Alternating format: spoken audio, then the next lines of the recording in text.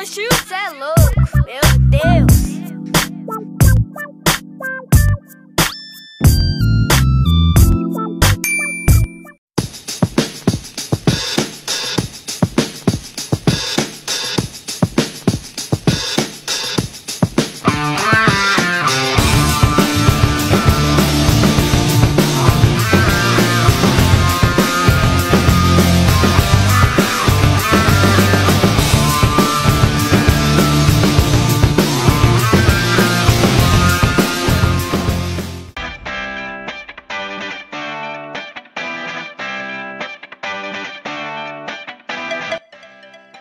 Assalamualaikum warahmatullahi wabarakatuh. Halo semuanya. Perkenalkan, nama saya Naima Nurmediani dengan NIM 24010360007. Dan saya Muhammad Robi Maidani dengan NIM 24010366155. Dan sekarang kita lagi berada di 21 Express Samarinda yang berlokasi di Jalan Cendrawasih di samping Putus Dongkrak dan klinik gigi Destistika gitu. Jadi kami berada di perusahaan 21 Express. Kita hari ini akan melakukan wawancara untuk menyelesaikan tugas mata kuliah pengantar akuntansi. Oke, mari kita masuk.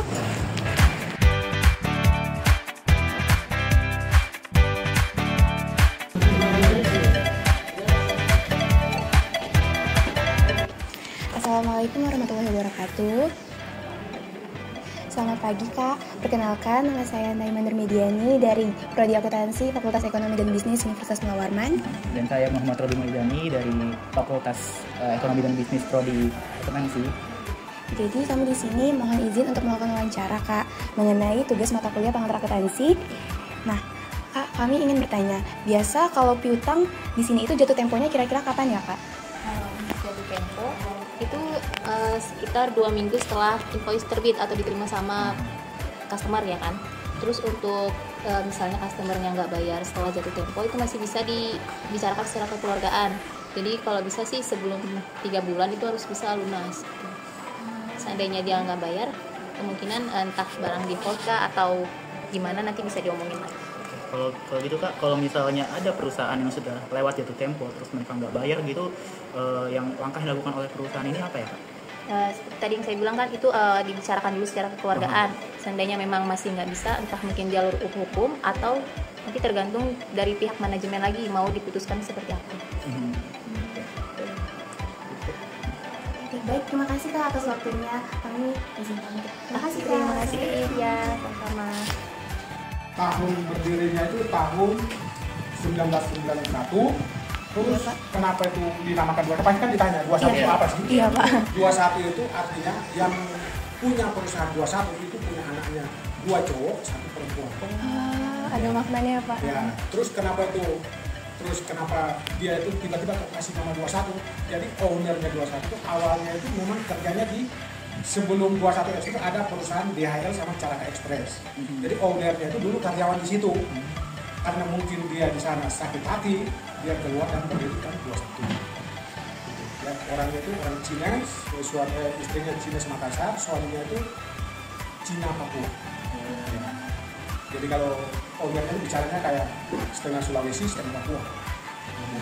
Terus kalau kenapa persaingannya ketat tahun 91 sampai sekarang bisa bertahan? Karena sekarang kan banyak ekspedisi nih, tapi namanya kurang pamor. Pamornya kurang karena kami itu kerjasama sama Korea. Jarang main retail online. Jadi rata-rata kerjasama kami sama perusahaan. Jadi kayak perusahaan ke perusahaan gitu Kak? Enggak, maksud kami kerjasama itu pengiriman korporat perusahaan. Kalau retail kan yang online, kayak yang Shopee, Tokopedia, GNT, itu kan mereka main online kan, pamornya main. Dan kenapa dulu itu kalau 21 dulu sebenarnya saingannya itu ya itu Tiki sama CNE dulu. Ada Caraka, Pandusiri sekarang sudah nggak ada. Zaman kamu Pandusiri sudah nggak ada. Caraka juga sudah nggak ada. Kalau Caraka itu kalau tahu DHL itu anak perusahaannya. DHL itu anak perusahaannya di Caraka Express. Jadi owner ini orangnya DHL. Jadi keluar buka usaha sendiri. 21 Express. Nah, 21 kenapa 21 Express? 2 cowok, anaknya 2 cowok, 1 cewek. Kalau gitu Pak, saya mau nanya tadi kan 21 Express ini kan cuma main ke corporate gitu kan. Mereka kenapa nggak juga ngikutin kayak permainan JNT gitu yang masuk ke retail gitu. Kenapa 21 Express ini nggak masuk ke retail? Kalau seumpamanya dulu itu tahun sebelum JNE Tiki masuk, itu 21 itu sudah ditawarkan investor yang saat ini pegang JNE. Tapi ownernya nggak mau karena bagi hasil. Sedangkan dia ini kan startnya dari nol. Dia nggak mau bagi hasil. Jadi dia bagaimanapun perusahaannya di saat krisis 98, di saat krisis saat ini kan juga krisis banyak pengurangan karyawan. Tapi dia tetap eksis. Karena awal dia kenapa sampai eksis? Tidak ada hutang. Tidak pernah hutang. Kuncinya di situ. Jadi kunci yang dia berikan kepada kami karyawan, kalau mau buka usaha tidak boleh hutang. Itu prinsipnya. Karena kapan kita hutang, kita tidak tahu ini kita rugi atau untung ke depannya. Jadi umpamanya di saat kita kebutuhan mobil, motor untuk operasional, mobil umpamanya cabangnya ada 40, beli mobil 40 langsung terus, tidak mau cicil-cicil. Jadi mereka nggak mau utang gitu ya? Nggak mau utang. Karena kalau kapan utang, pikiran kita di utang itu aja. Jadi kita ini perusahaan ini maju atau enggak. Dan juga di saat tahun 98 di saat Rismo ini kan belum mulai semua kan, buat Presiden Soeharto jatuh, itu tetap eksis. Nah mungkin saat itu eksisnya itu dulu, kenapa itu? 21 terkenal pengiriman HP, masih zaman Nokia, dan Sony Ericsson, LG, mereka kerjasama dan jadi sesama owner itu mereka kenal, bosnya Nokia itu kenal. Jadi hitungannya itu kenapa perkembangannya dari 91 sampai 2000 itu perkembangannya pesat, karena dulu hitungannya bukan kilo, 1 unit tapi ada harganya, bukan per kilo. Jadi per barang ya Pak? Per barang dulu, bukan per kilo. Jadi umpamanya 1 unit kirim ke Papua, 1 unit ya 30.000, 30.000. Habis itu, disitulah omset untuk pengembangan cabang olahraga. Kenapa 21 tidak mau main retail? Repot. Bisa nurunin kualitas juga ya? Karena kualitas layanan. Tahun 2013-14 pernah kerjasama sama Lazada. Bosnya tidak mau. Dan pernah juga eksis, mungkin karena bukan rezekinya. Tidak mau, tidak bisa. Kalau ke corporate boleh. Tapi retail pasti banyak kendala. Lazada sebelum Lazada itu pertama kerjasama itu yang handle 21. JNT belum ada apa-apa. Ini kan Shopee kan baru, JNT kan baru. JNT itu baru akhir 2014-15. Itu baru. Jadi awalnya itu memang apa ya, tergantung ya. Manajemen kalau bos pengen jadi corporate perusahaan. Tapi kalau gitu ada kemungkinan nggak Pak kalau di masa depan kalau 21 ini kerja sama retail gitu? Soalnya kan teknologi lagi berkembang banget ya. Bisa, tapi otomatis kan fondasinya harus kuat. Kenapa saya bilang fondasi kuat? Sekarang kita lihat JNT itu bukan per kecamatan. Sedangkan 21 di Samarinda cuma 1. Nah itu sudah kalah. Ya kalau bersaing lah. Kalau kita mau main retail kita kalau bersaing. Karena apa ya? Fondasinya sudah ada. Mereka kan per kecamatan lihat. Satu kota Kaltim aja JNT berapa? DO-nya kan, Bropoinnya berapa? Terus 21 cuma 2. Balikpapan sama Bontang sama Samarinda tinggal 3. Misalnya kan cuma apa ya? Kurir hub aja. Bukan kantor. Nah itu sudah kalah. Kalau kita mau main retail kita harus fondasinya kuat. Kaki-kaki kita lah, ya kan? Jaringan kita per kecamatan itu harus kuat. Kalau saat ini belum, tapi mungkin ke depan bisa. Ada yang mau tanya lagi? Apalagi? Oh ya Pak, masalah piutang tadi Pak. Kan tadi Mbaknya jelasin kalau misalnya piutang itu kan jatuh temponya 3 bulan tuh. Nah kalau misalnya perusahaan ini dalam 3 bulan itu mereka nggak bayar ngurung terus itu perusahaan itu harus kayak gimana Pak? Langkah perusahaan 21. Kalau 21 selama ini yang kami bikin dan kami jalani itu, kalau customer itu utangnya dulu dan tidak pernah bayar, rata-rata itu barang kirimannya kita hold, kita tahan untuk kirim sampai waktu mereka selesaikan administrasi pembayaran invoice tersebut. Umpamanya seiring perjalanan tidak sempat bayar dan itu utangnya tidak selesai dan barangnya itu tidak bisa dikirim, rata-rata itu ada bisa lewat jalur hukum, ada juga lewat kadang-kadang itu mereka pakai penagih hutang, jasa penagih hutang yang ilegal yang legal itu rata-rata begitu. Dan rata-rata itu mereka perusahaan itu rata-rata kadang-kala juga ya, kadang-kala itu owner minta sudah diputihkan. Rata-rata begitu.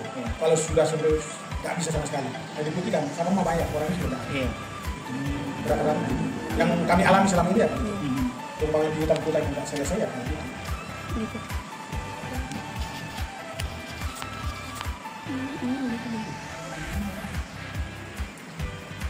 Untuk kalau gitu untuk visi misi utama dari 21 Express ini apa Pak ya? Visi dan misinya itu kami visi dan misinya itu melayani customer, servisnya itu kami kebanyakan pelayanan pengutama servis.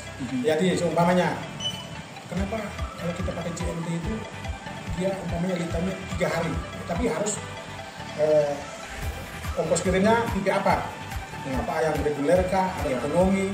Kalau kami di sini itu umpamanya barangnya reguler, tapi kami umpamanya sampai di Jakarta bisa atur apa dan ditunggu ONS. Ini kan ada one day service, ada Sunday service. Jadi Sunday service itu kiriman hari ini tibanya hari ini juga.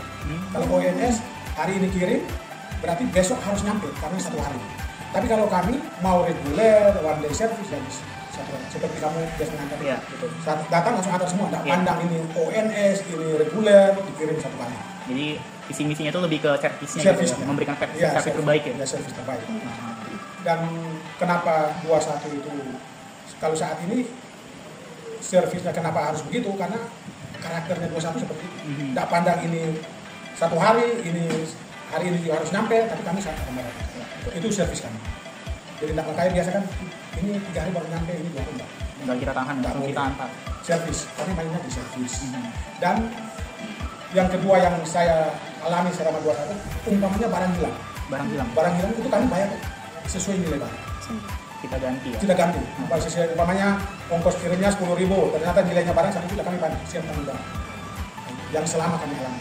Makanya kenapa customer corporate itu banyak bertahan karena tanggung jawab. Servis dan tanggung jawab itu yang paling utama. Karena memang banyak persaingan, banyak ekspedisi ini, tapi kita tanggung jawab ya, tiba-tiba ada barang, kita nggak minta-minta. Tiba-tiba barang hilang, barang pecah atau apa, 21 tanggung jawab. Itu komitmen ini. Itu yang paling utama. Jadi eksisnya 21 ya kuncinya di situ. Servis sama tanggung jawab. Iya, makanya sampai saat ini masih bertahan dengan customer yang lama. Jadi kami itu visi-misinya dia servis tanggung jawab. Cukup. Terima kasih Pak ya. Terima kasih Bapak.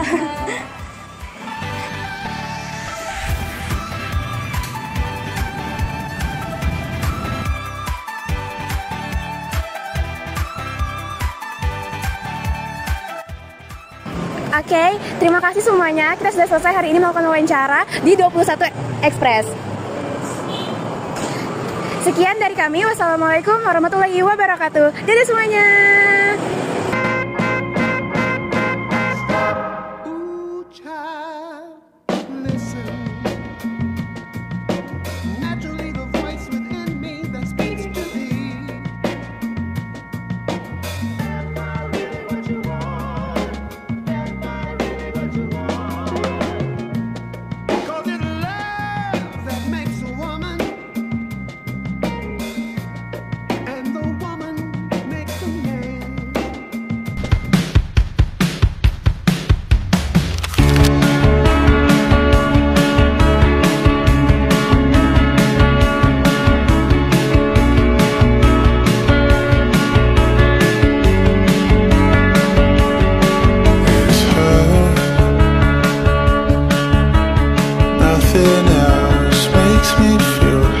Baik, assalamualaikum warahmatullahi wabarakatuh.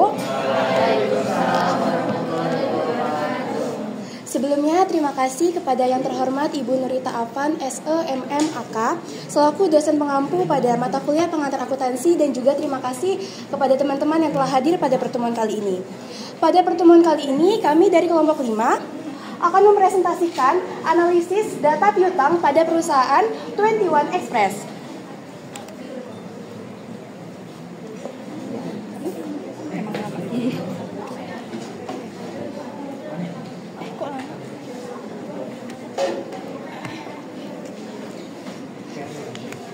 Sebelum masuk ke materi, izinkan kami memperkenalkan diri.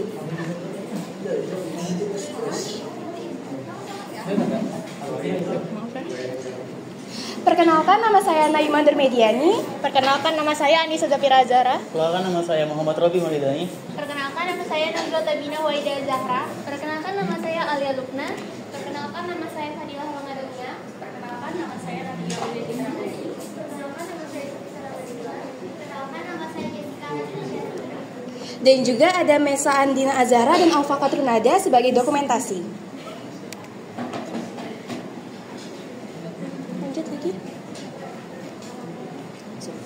Baik, ke materi pertama ada profil perusahaan akan dibacakan oleh teman saya. Oke, untuk profil perusahaan 21 Express ini, ia berdiri pada tahun 1991 dan lokasi cabangnya itu berada di Jalan Ahmad Yani nomor 51, Kecamatan Sungai Pinang Dalam, Samarinda. Jadi usaha yang ditawarkan oleh 21 Express ini adalah jasa pengiriman barang atau ekspedisi. Layanan yang ditawarkan oleh 21 Express ini ada 3. Yang pertama itu ada regular, yang kedua ada one next service, dan yang ketiga ada same day service. Lalu untuk visi misi perusahaan, visi 21 Express ini itu untuk menjadi perusahaan ekspedisi yang dapat diandalkan dan dipercaya oleh konsumennya. Lalu untuk misi dari 21 Express ini yaitu adalah selalu berkomitmen untuk menjaga mutu pelayanan dan hubungan yang baik kepada setiap pelanggan, serta terus berinovasi guna meningkatkan pelayanan. Core value dari 21 Express ini yang pertama itu adalah handal, yang kedua terpercaya, dan yang ketiga itu berkomitmen.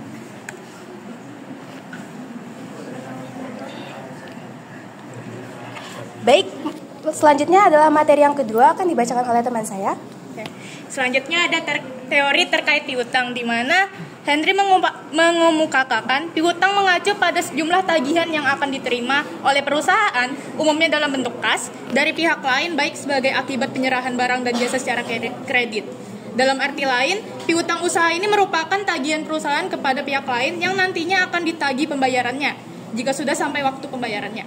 Kemudian menurut Ahmad, dalam buku teori akuntansi menyatakan bahwa piutang usaha tak tertagih adalah kerugian pendapatan yang memerlukan melalui ayat jurnal pencatatan yang tepat dalam akun, penurunan aktivitas piutang usaha, serta penurunan yang berkaitan dengan laba dan ekuitas pemegang saham.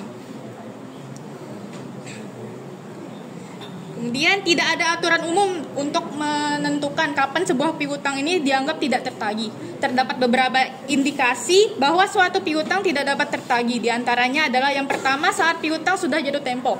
Yang kedua, pelanggan tidak dapat menanggapi usaha perusahaan untuk menagih. Yang ketiga, pelanggan pailit.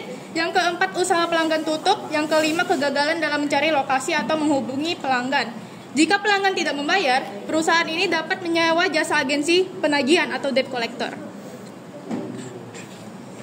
Kemudian ada metode penghapusan piutang tak tertagih. Yang pertama itu ada metode penghapusan langsung atau direct write-off method, melakukan pencatatan beban piutang tak tertagih pada saat suatu piutang dianggap benar-benar tak tertagih.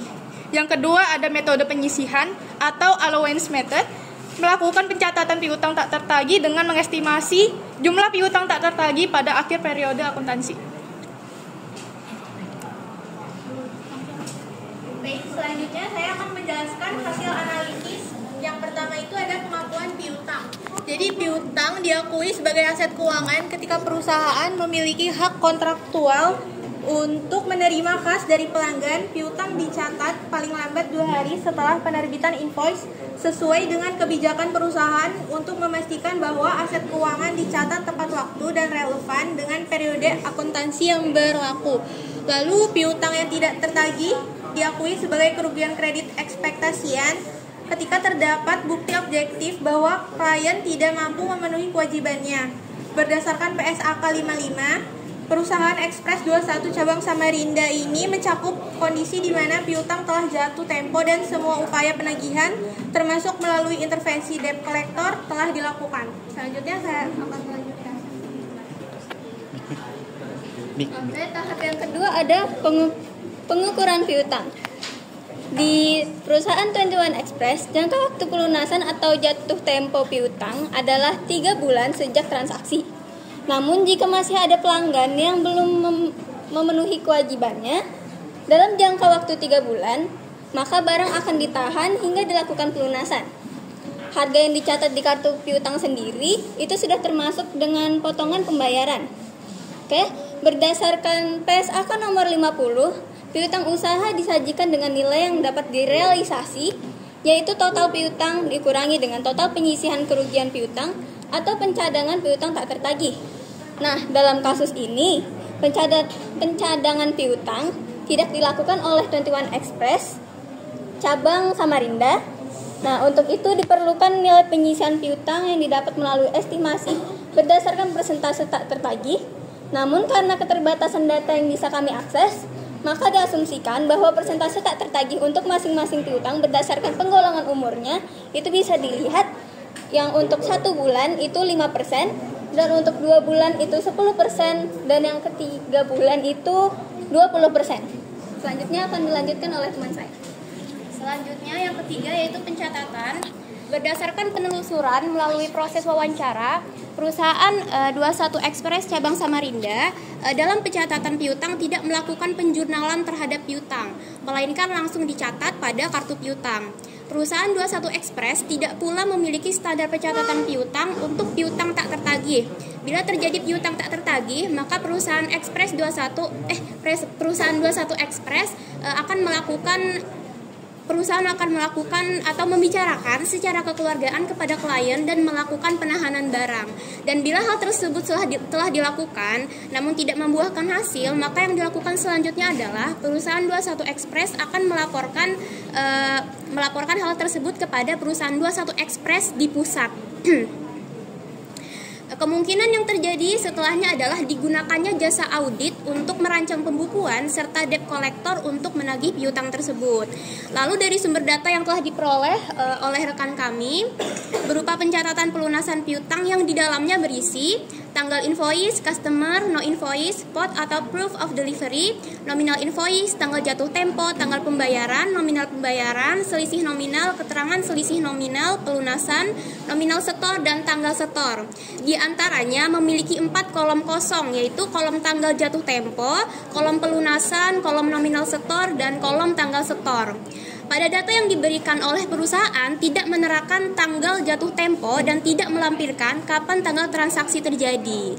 Dikarenakan ketidakjelasan penghapusan piutang yang digunakan oleh perusahaan 21 Express cabang Samarinda, maka kami mengasumsikan dan mengestimasi pencatatan yang dilakukan oleh mereka ketika terjadi piutang tak tertagih dengan menggunakan penyisihan metode analisis piutang. Untuk melakukan metode analisis piutang, kita harus mengetahui tanggal transaksi terjadi dan tanggal jatuh tempo untuk menghitung umur piutang. Data yang diperoleh tidak menerapkan kedua hal tersebut, maka pengasumsian berpatok pada tanggal pembayaran yang tercantum di dalam data.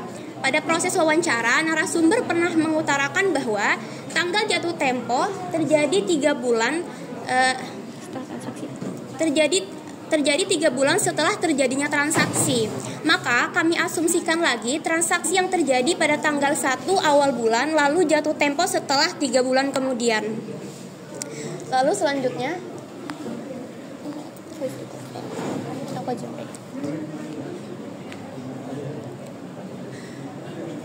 Selanjutnya ada penurunan nilai utang.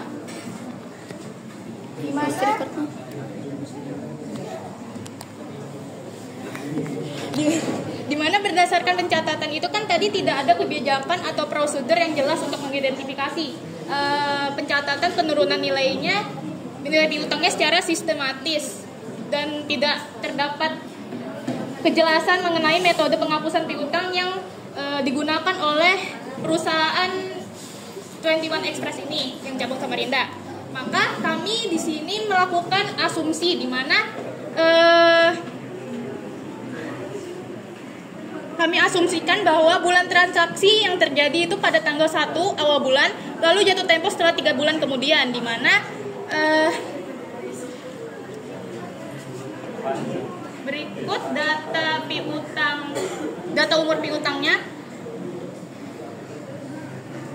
Yang 1 bulan dengan persentase 5%, dengan 2 bulan persentase 10%, 3 bulan persentase 20%. Pada jatuh tempo yang 1 bulan terdapat total sebesar 53.971.904. Pada yang bulan kedua terdapat total 8.889.144. Yang pada bulan ketiga terdapat jumlah 1.951.600. Kemudian untuk total dari semua piutang tak tertagihnya itu ada 64.812.652. dengan ketika persentasenya ini sudah diterapkan kepada total piutang tak tertagihnya ini, maka mendapatkan estimasi penyisian piutang di mana yang 1 bulan itu menjadi 20.698.595, yang bulan kedua ada 888.914, yang bulan ketiga ada 390.320 rupiah. Penurunan nilai piutang usaha ini dapat terjadi saat terdapat resiko gagal bayar oleh pelanggan dengan mempertimbangkan estimasi piutang tak tertagih yang mungkin terjadi berdasarkan umur piutang. Dalam hal ini kami asumsikan penurunan nilai piutang ini sebesar Rp3.977.830.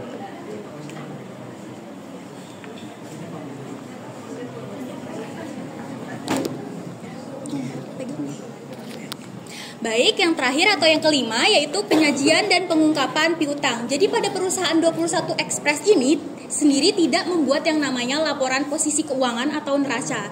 Jadi ketika perusahaan ini ingin membuat laporan posisi keuangan atau neraca, mereka pasti memerlukan yang namanya estimasi persentase piutang tak tertagih. Seperti yang telah dijelaskan oleh rekan saya tadi, bahwa perusahaan ini juga tidak memiliki yang namanya persentase piutang tak tertagih. Sehingga jika mereka ingin melakukan penghapusan piutang tak tertagih, otomatis mereka harus melakukan asumsi terhadap persentase piutang tak tertagih. Dan teman-teman semua mungkin bisa melihat di layar ini merupakan jurnal yang kami buat untuk mengestimasi dalam penghapusan piutang tak tertagih. Dan tadi sudah dijelaskan juga untuk besar nominal dari piutang tak tertagih dari perusahaan 21 Express ini sendiri itu sebesar Rp3.977.830. Dan setelah perusahaan ini melakukan penghapusan, mereka bisa juga membuat yang namanya laporan posisi keuangan atau neraca. Dan teman-teman juga bisa lihat ini merupakan laporan posisi keuangan atau neraca yang bisa dibuat oleh perusahaan 21 Express, dan kami sudah mengasumsikan juga saldo dari piutangnya itu tuh berapa setelah dikurang dari piutang tak tertagih, yaitu sebesar Rp3.977.830 tadi, dan saldonya itu sebesar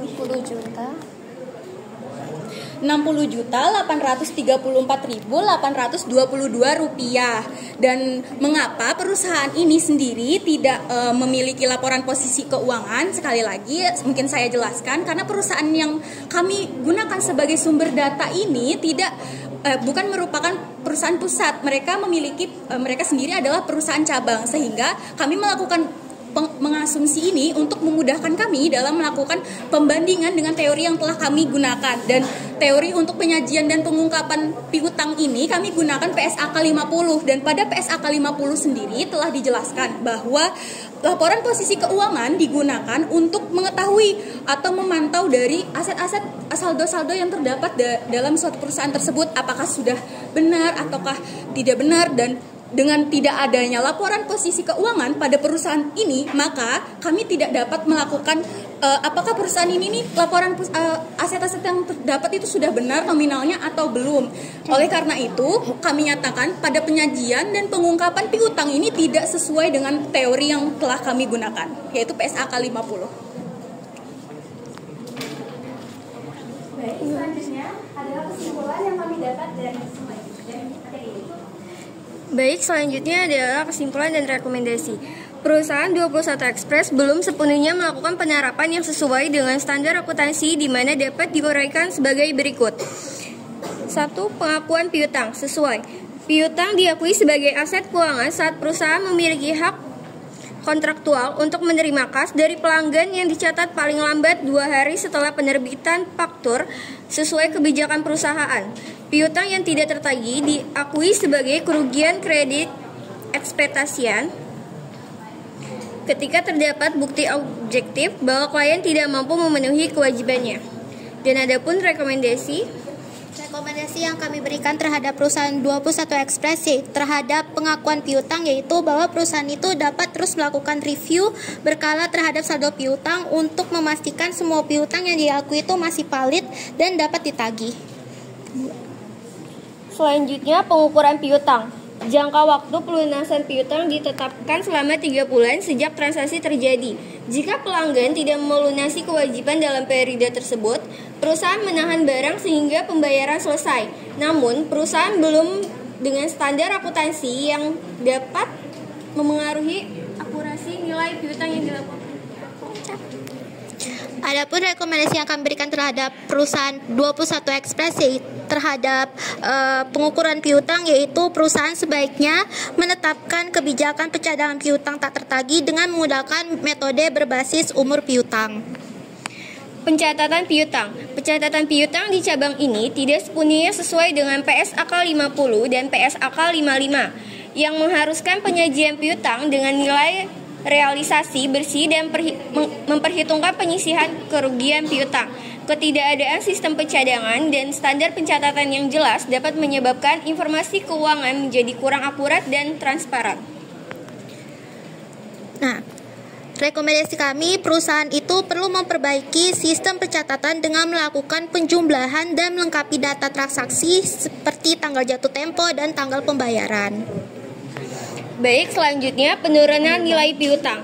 Perusahaan belum menerapkan metode penurunan nilai piutang sesuai PSAK 55 atau PSAK 71. Tidak ada kebijakan atau prosedur yang jelas untuk mengidentifikasikan dan mencatat penurunan nilai piutang secara sistematis. Akibat keterbatasan data, estimasi penurunan nilai piutang dilakukan secara asumtif.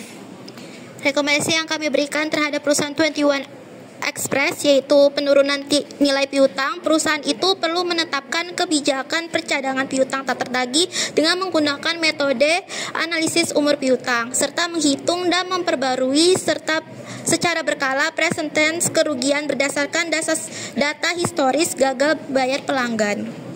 Baik, yang terakhir, penyajian dan pengungkapan piutang. Perusahaan belum memenuhi PSAK 50 dalam penyajian dan pengungkapan piutang. Laporan posisi keuangan atau neraca tidak dibuat di tingkat cabang, melainkan disusun oleh kantor pusat berdasarkan data yang diterima sehingga kurangnya pemantauan lokal terhadap kondisi piutang. Hal ini berpotensi menimbulkan resiko ketidaksesuaian data saat diolah di kantor pusat. Meskipun laporan keuangannya resmi disusun di pusat, perusahaan cabang harus membuat laporan internal secara berkala untuk memantau kondisi keuangan lokal.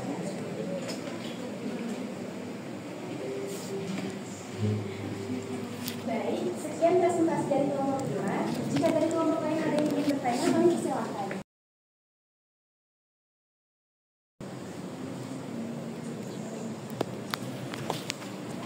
Ada yang mau tanya?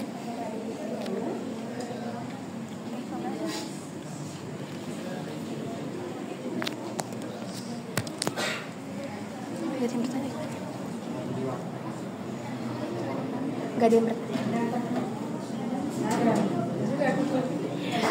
Baik, sekian presentasi dari kelompok kami. Terima kasih dan mohon maaf jika dalam penjelasan kami terdapat kesalahan. Wassalamualaikum warahmatullahi wabarakatuh.